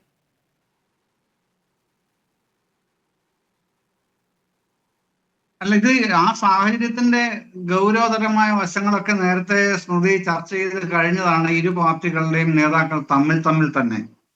ഇപ്പൊ താങ്കൾ പറഞ്ഞ കഴിഞ്ഞ 17-ാമത്തെ LDF യോഗത്തിന്റെ കാര്യം തന്നെ, ആ LDF യോഗത്തില് CPI ബോധപൂർവമാണ് ഈ പ്രശ്നം, ഈ ഡെപ്യൂട്ടി പ്രതിപക്ഷ ഉപനേതൃ പദവി എന്ന ആവശ്യം ഉന്നയിക്കാതിരുന്നത് ബോധപൂർവമാണ്. അവർ ഉന്നയിക്കാതിരുന്നത് CPI. എന്താ കാരണം? അവർ തന്നെ CPM-ഉമായിട്ട് പരസ്പര ധാരണയിലും മറ്റ് കക്ഷികളുമായിട്ടും LDF-ലെ മറ്റ് കക്ഷികളുമായും ധാരണയിലെത്തിയിരുന്നു. ഈ ഒരു തർക്കം പറഞ്ഞ് LDF-ൽ ഒരു പ്രശ്നം ഉണ്ടാക്കേണ്ട കാര്യമില്ല, നമുക്കിപ്പോ ഗവൺമെന്റിനെതിരായിട്ടുള്ള ഒറ്റക്കെട്ടായ യോജിച്ച പ്രക്ഷോഭമാണ് ആവശ്യം, അതുകൊണ്ട് ഈ LDF യോഗത്തിൽ CPI ഉന്നയിക്കുന്നില്ല എന്ന് അവർ തന്നെ നിലപാടെടുക്കുകയായിരുന്നു ചെയ്തത്. അതുപോലെ തന്നെ LDF-ൽ ആ വിഷയം ഉന്നയിച്ചില്ല. അപ്പൊ ആ ഒരു ഉത്തരവാദിത്വം, വ്യക്തതയൊക്കെ എല്ലാ പാർട്ടികൾക്കും ഉണ്ടെന്നേ ഇപ്പോ ഞാൻ മനസ്സിലാക്കിയ കാര്യം മാത്രമാണ്. ഈ തർക്ക വിഷയമായിട്ട് നിൽക്കുന്നതാണല്ലോ പ്രതിപക്ഷ ഉപനേതാവ് എന്നുള്ള പദവി. ആ തർക്കം അവിടെ നിൽക്കുമ്പോൾ CPM നേരത്തെ സെക്രട്ടേറിയറ്റ് അങ്ങനെ തീരുമാനം എടുത്തിരുന്നു, അതുകൊണ്ടാണ് പിണറായി അങ്ങനെ പറഞ്ഞതെന്ന് ഇന്നും LDF convener Shri TP Ramakrishnan മാധ്യമങ്ങളോട് പറഞ്ഞിരുന്നു. അതിന്റെ കൂടെ വെളിച്ചത്തിൽ ഇനി ഒരു അടുത്ത ഘട്ടത്തിലേക്ക് ചർച്ച വരുമ്പോൾ ഒരുപക്ഷെ 11-ാം തീയതി 12-ാം തീയതി ഒക്കെ ആയിട്ടായിരിക്കും ചർച്ച പുരോഗമിക്കുക എന്നാണ് അറിയാൻ കഴിയുന്നത്. അപ്പോൾ അങ്ങനെ വരുമ്പോഴേക്ക് പിന്നെന്തൊക്കെയാണ് ഓപ്ഷൻസ് ഉള്ളത്? CPI പ്രധാനമായിട്ട് ആവശ്യപ്പെടുന്നത് ഈ ഒരു പ്രതിപക്ഷ ഉപനേതാവ് എന്നുള്ള പദവിയേക്കാൾ ഉപരിയായി അവർക്ക് LDF-ൽ കൂടുതൽ സ്പേസ് ആണ് ആവശ്യം എന്നാണ് ഞാൻ മനസ്സിലാക്കുന്നത് കേട്ടോ. അതാണ് ഞാൻ അങ്ങനെ പറയുന്നത്. LDF-ൽ കൂടുതൽ സ്പേസ് CPI ആവശ്യപ്പെടുന്നു. അത് കാലഘട്ടത്തിൽ ഈ സാഹചര്യം മാറിയിരിക്കുന്നു. മാറിയ സാഹചര്യത്തിൽ മാറിയ നിലപാടും നടപടികളും ഉണ്ടാവണം. അത് LDF-ൽ കൂടുതൽ സ്പേസ് CPI എന്ന രാഷ്ട്രീയ കക്ഷി കിട്ടണം എന്ന് തന്നെയാണ് അവരുടെ ആവശ്യം. അവർ നേരെ തന്നെ പറഞ്ഞിട്ടുണ്ട് കാര്യമൊക്കെ. അപ്പൊ അതിൽ എന്തൊക്കെയാണ്? ഇതല്ലാതെ മറ്റെന്തെങ്കിലും ഓപ്ഷൻ അവർ മുമ്പോട്ട് വെക്കുന്നുണ്ടോ? അത്ര ഒരു അന്വേഷണം വന്നിട്ടുണ്ട് മറുഭാഗത്തു നിന്ന്, CPM-ന്റെ ഭാഗത്തു നിന്ന്. അപ്പൊ അതിനെ സംബന്ധിച്ച് അവർ വ്യക്തമായ മറുപടി ഒന്നും പറഞ്ഞിട്ടില്ല. പക്ഷെ ആ പരസ്പര വ്യക്തത ഇരു കക്ഷികളും തമ്മിൽ മുന്നണി കൺവീനറുടെ താല്പര്യത്തോടുകൂടി നടക്കുന്ന ചർച്ചകളിൽ ഇനി ഒരാഴ്ചയോ അല്ലെങ്കിൽ 10 ദിവസമോ കഴിഞ്ഞ് നടക്കാൻ പോകുന്നു എന്ന് തന്നെയാണ് നമ്മൾ മനസ്സിലാക്കേണ്ടത്. അപ്പൊ അങ്ങനെ വരുമ്പോൾ എന്താണ് LDF കൺവീനർ കൂടാതെ ഒരു ജോയിന്റ് കൺവീനർ കൂടെ ആയാൽ അത് മതിയാകുമോ? അതല്ല ഇൻഫോർമൽ ആയിട്ടുള്ള ഒരു ഡെപ്യൂട്ടി LOP ആണോ? അതുകൊണ്ട് അത് താല്പര്യപ്പെടുമോ? അതല്ല ഇപ്പോ കാസ്ട്രോ പറഞ്ഞതുപോലെ അത് മറ്റൊന്നുമല്ല, ഞങ്ങൾക്ക് അത് തന്നെയാണ് ആവശ്യം എന്ന നിലപാടാണ് സ്വീകരിക്കുക. ഇത്തരം കാര്യങ്ങളൊക്കെ ഇനി ചർച്ചയ്ക്ക് വരാൻ പോവുകയാണെന്ന്. അതല്ലാതെ അത് അടഞ്ഞ അധ്യായമേ അല്ല. അതൊരു പ്രധാനപ്പെട്ട കാര്യമാണ്. പിന്നെ മറ്റൊന്നുള്ള സ്മൃതി, ഇതിൻ്റെ അകത്ത് ഈ ഭരണപരവും സംഘടനാപരവും രാഷ്ട്രീയവുമായ വീഴ്ചകൾ ഭരണം നഷ്ടപ്പെടാൻ ഇടയാക്കിയിട്ടുണ്ട് എന്ന് തന്നെയാണ് CPM ആ കേന്ദ്ര കമ്മിറ്റി രേഖയിൽ കണ്ടിട്ടുള്ളത്. അവർ അത് പറയുന്നത് ഈ രാഷ്ട്രീയം മുൻനിർത്താതെ വികസനത്തിലും ക്ഷേമത്തിലും മാത്രം ശ്രദ്ധ കേന്ദ്രീകരിച്ചുള്ള നമ്മുടെ പ്രചാരണം ഫലപ്രദമായില്ല, ഒരു കാര്യം. അടുത്തത്, വികസന ക്ഷേമ നയങ്ങളെ നവ ഉദാരവൽക്കരണ കോർപ്പറേറ്റ് വർഗീയ നയങ്ങൾക്കെതിരായ രാഷ്ട്രീയ പ്രചാരണവുമായി കണ്ണു ചേർക്കാൻ കഴിഞ്ഞിട്ടുമില്ല, അങ്ങനെ സംയോജിപ്പിക്കാൻ കഴിഞ്ഞിട്ടില്ല. അത്തരം പല കാര്യങ്ങളിൽ ഒരു പ്രധാനപ്പെട്ട കാര്യമാണ് ഞാൻ പറഞ്ഞത്. അങ്ങനെ അതല്ലാതെ ഈ പിണറായി വിജയന്റെ ധാർഷ്ട്യം മൂലം മൊത്തം തോറ്റുപോയി എന്നുള്ള നിഗമനത്തിനല്ല ആ പാർട്ടിയും എത്തുന്നത്, CPI അങ്ങനെയല്ല എത്തുന്നത്. ചില നേതാക്കൾ, ഇപ്പൊ ശ്രീധുവാനെ പോലെ ചില നേതാക്കൾ അങ്ങനെ പറയുന്നു എന്നതിനപ്പുറത്തേക്ക് ഇപ്പോ പിണറായി വിജയൻ പറഞ്ഞത് അപക്വമായ പരാമർശമാണ് എന്ന് ബിനോയ് വിശ്വം പറയുന്നത്, അത് ആ നിലയ്ക്ക് തന്നെ കാണണം. ഒരു പാർട്ടി സെക്രട്ടറി CPI പോലെ രണ്ടാമത്തെ വലിയ കക്ഷി പറഞ്ഞതാണ്, അത് ആ നിലയിൽ തന്നെ ഗൗരവമായിട്ട് കാണണം. പക്ഷെ അതല്ലാതെ അദ്ദേഹം പറഞ്ഞ ബിനോയ് വിശ്വം പറഞ്ഞ ആ ടോണിലല്ലല്ലോ അദ്ദേഹം ശ്രീദിവാകരൻ പറയുന്നത്. അങ്ങനെ വ്യത്യസ്തമായ കാഴ്ചപ്പാടുകളും ആശയങ്ങളും ഒക്കെ ഓരോരുത്തർക്കും ഉണ്ട്. പിന്നെ മറ്റൊരു കാര്യം, ഞാൻ ബേബി കാസ്ട്രോയെ തിരുത്തുമൊന്നുമല്ല, ഒരു ചട്ട സന്ദർഭം ഒന്ന് ഓർമ്മിപ്പിക്കുന്നത് മാത്രമേ ഉള്ളൂ. SI ഡാങ്ക അടക്കമുള്ളവരുടെ EMSന്റെയും ഒക്കെ VSന്റെയും പിണറായിയുടെ ഒക്കെ കാര്യങ്ങൾ സംസാരിച്ചല്ലോ. അതിലൊന്നും ആശയപരമോ രാഷ്ട്രീയവുമായ തർക്കങ്ങളുടെ പേരിലല്ല ഇപ്പോഴത്തെ കാര്യം. അന്നൊക്കെ അതായിരുന്നു. ആശയപരവും രാഷ്ട്രീയവുമായ പ്രത്യയശാസ്ത്രപരമായ ഒരുപാട് കാരണങ്ങൾ ഉണ്ടായിരുന്നു ചർച്ച ചെയ്യാനായിട്ട്. ഇതിപ്പോ ആശയപരമോ രാഷ്ട്രീയപരമോ പ്രത്യയശാസ്ത്രപരമോ ആയ കാര്യങ്ങളല്ല, പക്ഷെ LDFന്റെ ഘടനാപരമായ ചില പ്രശ്നങ്ങൾ, ആ ഘടനാപരമായ പ്രശ്നത്തിൽ എന്താണ് സ്പേസ്, ഞാൻ പറഞ്ഞു ആ സ്പേസ് എന്ന് ഉദ്ദേശിക്കുന്നത് അതാണ്. അതിൽ ഞങ്ങൾക്കൂടെ കൂടുതൽ സ്പേസ് വേണം എന്ന് പറയാൻ ഒരു കക്ഷിക്ക് അവകാശമുണ്ട്. അത് അവരുടെ ജനാധിപത്യപരമായ അവകാശമാണ് ഉപയോഗിച്ചത്. അതിനെ എങ്ങനെ അക്കോമഡേറ്റ് ചെയ്യാം, പരസ്പരം ഇൻക്ലൂസീവ് ആവാം, അത് തന്നെയാണ് CPM-ഉം CPI-യും ആലോചിക്കുന്നത്. അല്ലാതെ ശ്രീ ജോർജ് പൊടിപാറ തെറ്റായി വ്യാഖ്യാനിച്ചതുപോലെ പിണറായി വിജയൻ മുൻകൈ എടുക്കുന്നു എന്നല്ല സാർ ഞാൻ പറഞ്ഞത്. ഞാൻ പറഞ്ഞത് അദ്ദേഹത്തിനും അങ്ങനെ ഒരു ചർച്ചയിൽ താല്പര്യമുണ്ട് എന്നാണ് ഞാൻ പറഞ്ഞത്. പക്ഷെ അങ്ങനെ ഒരു താല്പര്യമുണ്ട് എന്ന് നമുക്ക് പുറമേക്കൊന്നും നമുക്കറിയില്ല. രഹസ്യമായി അങ്ങനെ ഒരു താല്പര്യം വെക്കുന്നുണ്ടെന്നല്ല, പുറത്തേക്ക് നടത്തിയ പ്രതികരണം അങ്ങനെയല്ലോ, മറിച്ച് കാര്യങ്ങൾ വഷളാക്കിയത് പിണറായി വിജയന്റെ പ്രതികരണമാണ് എന്നുള്ളതാണ്. വേഗം പറഞ്ഞോളൂ. ഒരു കാര്യം പറഞ്ഞോട്ടെ, ഈ LDF-നകത്ത് നമുക്ക് പുറത്തേക്കുള്ള പ്രതികരണമാണ് മനസ്സിലാക്കുക എന്ന് മാത്രമേ ഉദ്ദേശിച്ചുള്ളൂ. അങ്ങേക്ക് അറിയാമായിരിക്കാം. ശരി, വേഗം പറഞ്ഞോളൂ, എനിക്കൊരു ഇടവേളയിലേക്ക് പോകണം. ഈ LDF-നകത്ത് CPI ഇത് ഉന്നയിച്ചില്ല എന്നൊരു പൊതു ചർച്ച നടക്കുന്നുണ്ട്. അതിൻ്റെ കാര്യം CPM-ഉം CPI-യും തമ്മിൽ ഉഭയകക്ഷി സംഭാഷണം പുരോഗമിക്കുകയാണ് എന്നുള്ളത് കൊണ്ടും മുന്നണിക്കകത്ത് വെച്ച് ഇത് കൊണ്ടുവന്ന് ചർച്ച ചെയ്യേണ്ട, മറ്റും നമ്മൾക്കിടയിൽ തീർക്കാം എന്നുള്ള ധാരണ CPM-ഉം CPI-യും തമ്മിലുള്ളത് കൊണ്ടാണ് മെയ് 7 തന്നെ ഉഭയകക്ഷി സംഭാഷണത്തിൽ അറിയിക്കുകയും കത്ത് കൊടുക്കുകയൊക്കെ ചെയ്തിട്ടുള്ളതാണ് CPI CPM-ന്. അല്ലാതെ LDF-ൽ ഞങ്ങൾ ഉന്നയിക്കാതിരുന്നതല്ല, അതൊരു മര്യാദയുടെ പേരിൽ ഞങ്ങൾ ചെയ്തതാണ്. അത് തിരിച്ചറിയേണ്ടതായിട്ട്. പിന്നെ തിരുത്തൽ ശക്തിയായി പ്രവർത്തിക്കുന്നു എന്നുള്ളതാണ് അഡ്വക്കേറ്റ് ബേബി കാസ്ട്രോ പറഞ്ഞത്. അതാണ് ഇപ്പോൾ CPM കേന്ദ്ര കമ്മിറ്റി തന്നെ അംഗീകരിച്ചിരിക്കുന്നത്. PM ശ്രീ വിഷയത്തിലൊക്കെ ഘടകകക്ഷികളുമായി സംസാരിക്കേണ്ടിയിരുന്നു എന്നുള്ളൊരു വാചകം തന്നെ കേന്ദ്ര കമ്മിറ്റിയുടെ അവലോകന റിപ്പോർട്ടിൽ എഴുതി വെച്ചിട്ടുണ്ടല്ലോ. അപ്പോൾ ഇത്തരം കാര്യങ്ങളിൽ ഒരു തിരുത്തൽ ശക്തിയായി നിൽക്കുന്നതുകൊണ്ടാണ് ഇന്നിപ്പോൾ പ്രതിപക്ഷം എന്ന നിലയ്ക്ക് ഇത് തലയുയർത്തി ചോദിക്കാൻ പറ്റുന്നത് എന്നാണ് ഇപ്പോൾ ബേബി കാസ്ട്രോ പറഞ്ഞത്. ശരിയാണ് സ്മൃതി, ആ കാര്യത്തിൽ ആ അവകാശവാദം നമുക്ക് നിഷേധിക്കാൻ പറ്റുന്ന കാര്യമല്ലല്ലോ. അതായത് ഈ പറഞ്ഞ അതിൽ ഒപ്പിട്ടതിൻ്റെ പിറ്റേന്ന് മന്ത്രിസഭാ യോഗത്തിൽ പോലും CPI ഇരുട്ടിൽ നിർത്തിയാണ് മുഖ്യമന്ത്രി പിണറായി വിജയൻ അന്ന് ആ മന്ത്രിസഭാ യോഗത്തിൽ പങ്കെടുത്തത്. ഒരു കാര്യം വെളിപ്പെടുത്തിയില്ല, അവർ എങ്ങനെയൊക്കെ മനസ്സിലാക്കുകയാണ് ചെയ്തത്. അപ്പോൾ ആ ഇരുട്ടിൽ നിർത്തിയ അവസരത്തിൽ വല്ലാതെ അപമാനിക്കപ്പെട്ടു. തങ്ങളുടെ അസ്തിത്വം തന്നെ ചോദ്യം ചെയ്യപ്പെടുന്ന ഒരു ഘടകകക്ഷി എന്നുള്ള നിലയ്ക്ക് തങ്ങൾക്ക് എന്ത് റോളാണുള്ളത് എന്ന് CPI സ്വയം ചിന്തിക്കുകയും അതുകൊണ്ട് തന്നെ ഒരിക്കലും പൊരുത്തപ്പെടാത്ത അല്ലെങ്കിൽ ഒരിക്കലും ഇടതു മുന്നണിക്ക് അങ്ങനെ ചെയ്യാൻ പറ്റാത്ത ഒരു കാര്യം മന്ത്രിസഭയെ പോലും അറിയിക്കാതെ മുന്നണിയിൽ ചർച്ച ചെയ്യാതെ ചെയ്തപ്പോൾ അതിനെതിരെ അതിശക്തമായൊരു നിലപാടെടുത്തത് CPM ഏറെ കാലത്തിന് ശേഷം അതിൻ്റെ അന്തസ്സും അസ്തിത്വവും വീണ്ടെടുക്കുകയായിരുന്നു. അതിന് തുടർച്ചയാണ് ഇപ്പം നടക്കുന്നതും. അതായത് ഏറെക്കാലത്തിന് ശേഷം ബിനോയ് വിശ്വം ആണോ ഇത് ചെയ്യുന്നത്? പണ്ട് TV തോമസിൻ്റെ കാലത്ത്, അതല്ലെങ്കിൽ CK ചന്ദ്രപ്പൻ്റെ കാലത്ത്, വെളിയം ഭാർഗവൻ്റെ കാലത്ത്, MN ഗോവിന്ദൻ നായരുടെയൊക്കെ കാലത്തുള്ള ആ ഒരു ആർജവും ആ ഒരു ആത്മാഭിമാനവും അന്തസ്സും ഉറച്ച നിലപാടും പ്രകടിപ്പിക്കാൻ CPIക്ക് ഇപ്പോൾ കഴിഞ്ഞു എന്നുള്ളത് ആ പാർട്ടിയെ സംബന്ധിച്ചിടത്തോളം വളരെ പ്രധാനമാണ്. ഇതിൻ്റെ ക്രെഡിബിലിറ്റി വല്ലാതെ വർദ്ധിക്കുന്നുണ്ട്. CPM വിചാരിക്കുന്നത് എന്താ? ഈ CPI എന്ന് പറയുന്ന പാർട്ടി ആളില്ല പാർട്ടിയാണ്. അവരില്ലെങ്കിലും ഇടതു മുന്നണിക്ക് ഇപ്പോൾ ഉള്ള സീറ്റുകളിലൊന്നും വലിയ വ്യത്യാസമില്ല.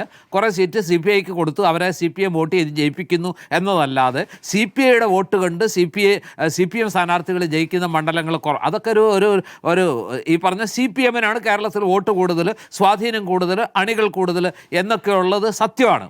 പക്ഷേ പ്രധാനപ്പെട്ട ജില്ലകളിൽ കൊല്ലം, തൃശ്ശൂർ പോലെയുള്ള പല ജില്ലകളിലും CPMൻ്റെ കൂടി സാന്നിധ്യമില്ലാതെ, സഹായമില്ലാതെ, CPIയുടെ ആ ഒരു പിന്തുണയില്ലാതെ CPMന് ജയിക്കാൻ പറ്റുമോ? ഇപ്പോൾ പട്ടാമ്പി പോലെ, മണ്ണാർക്കാട് പോലെയുള്ള പാലക്കാട് ജില്ലയിലെ പല മണ്ഡലങ്ങളിലും CPI വോട്ടുകൾ വളരെ ക്രൂഷ്യലാണ്. തൃശ്ശൂരിലെ ഏതാണ്ട് എല്ലാ സീറ്റുകളിലും CPI വോട്ടുകൾ ജയപരാജയങ്ങൾ നിർണ്ണയിക്കുന്നതാണ്. അപ്പോൾ CPM വിചാരിക്കുകയാണ് ഞങ്ങളുടെ ഔദാര്യത്തിലാണ് ഇവർ കഴിയുന്നത് എന്നുള്ള നിലപാടാണ് ഇതിൻ്റെ എല്ലാം പ്രശ്നം. അതുകൊണ്ട് ഞങ്ങൾ പറയുന്നത് കേട്ട് അനുസരിച്ച് കൂടെ നിൽക്കുക, അതാണ് നിങ്ങളുടെ ചരിത്രപരമായ ദൗത്യം. നേരത്തെ ശ്രീ ജയചന്ദ്രൻ സാറ് പറഞ്ഞ ഒരു കാര്യത്തെക്കുറിച്ച് കൂടി പരാമർശിക്കാൻ ഞാൻ ആഗ്രഹിക്കുക. അദ്ദേഹം പറയുന്നു പ്രത്യയശാസ്ത്രപരമായ രാഷ്ട്രീയമായ പ്രശ്നങ്ങളൊന്നുമില്ല എന്നാണ് പറയുന്നത്. ഈ പാർട്ടിയെയും മുന്നണിയെയും ഗ്രസിച്ചിരിക്കുന്ന പ്രശ്നം, പ്രിയപ്പെട്ട ജയേന്ദ്രൻ സാറേ, ഇത് പ്രത്യയശാസ്ത്രപരമായ പ്രശ്നമാണ്. ഈ പ്രശ്നം അതുപോലെ തന്നെ രാഷ്ട്രീയമായ പ്രശ്നമാണ്. ഇത് രണ്ടും അല്ലാതെ പിന്നെ എന്ത് പ്രശ്നമുള്ളത്? പ്രത്യയശാസ്ത്രത്തിൽ എന്നേ നമ്മൾ വെള്ളം ചേർത്ത് കഴിഞ്ഞു. രാഷ്ട്രീയമായിട്ട് എടുക്കേണ്ട നിലപാടുകൾ എടുക്കുന്നില്ല. മതേതരത്വം പോലും ഇടതുമുന്നണിയിൽ നിന്ന് ഈ സമൂഹം പ്രതീക്ഷിക്കുന്നത് എന്താ? അതിശക്തമായ മതേതര ജനാധിപത്യ നിലപാടാണ്. വെള്ളാപ്പള്ളി നടേശൻ്റെ ആ ഏറ്റവും ഹീനമായ അല്ലെങ്കിൽ ഏറ്റവും പച്ചയ്ക്കുള്ള വർഗീയതയ്ക്ക് എതിരെ പോലും പ്രതികരിക്കാൻ CPM അറച്ചു നിന്നപ്പോൾ അവിടെ VD സതീശനെ പോലെ ഒരാൾ മതേതരത്വത്തിന് വേണ്ടി നിലകൊള്ളുന്നതിൻ്റെ പേരിൽ 3 അല്ല 30 തവണ അധികാരത്തിലെത്തിയില്ലെങ്കിലും ഞങ്ങൾക്ക് പ്രശ്നമല്ല എന്ന് പറയുന്നൊരാർജവം, അത് ആരുടെ ഭാഗത്തുനിന്നാണ് കേരളം യഥാർത്ഥത്തിൽ പ്രതീക്ഷിച്ചിരുന്നത്? ഇടതുപക്ഷം പറയേണ്ട കാര്യങ്ങളാണ് അന്ന് VD സതീശനടക്കമുള്ള കോൺഗ്രസ് നേതാക്കൾ പറഞ്ഞത്. അവിടെയാണ് ഇടതുപക്ഷത്തിന് അടിതെറ്റിയത്. എന്നിട്ട് രാഷ്ട്രീയമായ പ്രശ്നമില്ല, പ്രത്യയശാസ്ത്രപരമായ പ്രശ്നമില്ല എന്നൊക്കെ പറഞ്ഞാൽ ഇത് എവിടെയാണ്? രാഷ്ട്രീയമായും പ്രശ്നമുണ്ട്, പ്രത്യയശാസ്ത്രപരമായും പ്രശ്നമുണ്ട്. മുന്നണി എന്നുള്ള നിലയ്ക്ക് ഒരുപാട് പ്രശ്നങ്ങൾ മുന്നണി അഭിമുഖീകരിക്കുന്നുണ്ട്. അത് CPIയും CPMും അഭിമുഖീകരിക്കുന്നുണ്ട്. അത് തിരിച്ചറിയുന്നില്ലെങ്കിൽ അതാണ് നിങ്ങൾക്ക് സംഭവിക്കുന്ന ഏറ്റവും വലിയ ദുരന്തം എന്നാണ് ഞാൻ വിശ്വസിക്കുന്നത്. അല്ലാതെ ഒരു ഫുൾ സ്റ്റോപ്പ് ഇടുവാൻ സാധിക്കുമോ, അതോ ഇനിയും തർക്കങ്ങളും പ്രതികരണങ്ങളും തുടരുമോ എന്ന്? വളരെ നന്ദി എല്ലാവർക്കും ചർച്ചയിൽ പങ്കെടുത്ത. ഇനി നോക്കാം.